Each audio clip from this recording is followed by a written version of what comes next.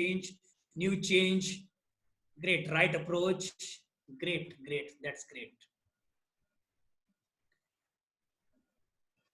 Now we have seen new creative idea, new method, transformation, translation, innovation. Okay, that's great. Now see, there are so many similarity between Kaizen and innovation. We have seen the similarity. Both talks about change, change, change. Now somebody says there is a drastic change. Now here is the difference between Kaizen and innovation.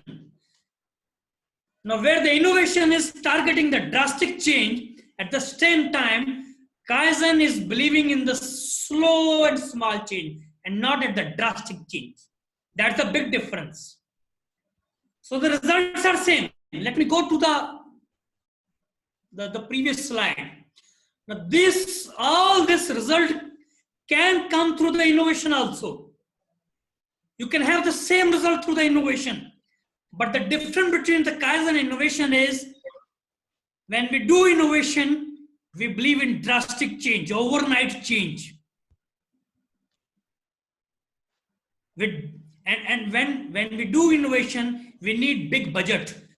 We need big, big team. But Kaizen, you need only common sense. You don't need budget. And sometime I'll show you maybe sometime in the detail of the Kaizen program, which we are proposing at the end of the session. Maybe we'll share sometime. We have a case study where only spending few hundred rupees, people are able to save lakhs of rupees. So that's the beauty of Kaizen. There is no huge investment. There is no huge change, but the results are there. So while the Japan or the West are focusing on Kaizen, the West or American or European are focusing on innovation. If you see any American or European company like Ford or 3M or General Electric, they all talks about innovation. And whenever we talk about any East company, East organization, East countries, they talk about Kaizen. However, the results are same. The focus is same. The target is same, but the methodology is different. So ladies and gentlemen, we are talking about Kaizen and not the innovation. So that's a huge difference. Now, coming to the current scenario. If you go back to my case study, the case study which I started, can you see any relation with the Second World War and the current scenario? Probably you can guess. This is also a world war. This time also we have an attack. The attack is not from a nuclear bomb or atom bomb, it's an attack of a coronavirus. This time also we have a destruction, and not only in the one country or one city, but the entire world. In fact, it looks like entire world is fighting with the corona. You can assume this is like a third world war. We have a destruction also. Probably not the physical destruction. We are going through economical destruction. We are having a social destruction and many more. Most of us are, going through a depression, anxiety, the stress.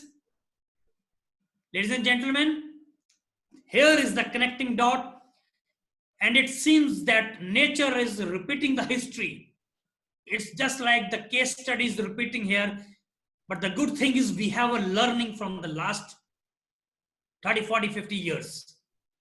And I'm going to share that learning, which probably give us some tips how to take care of ourselves during this time. That's also a world war.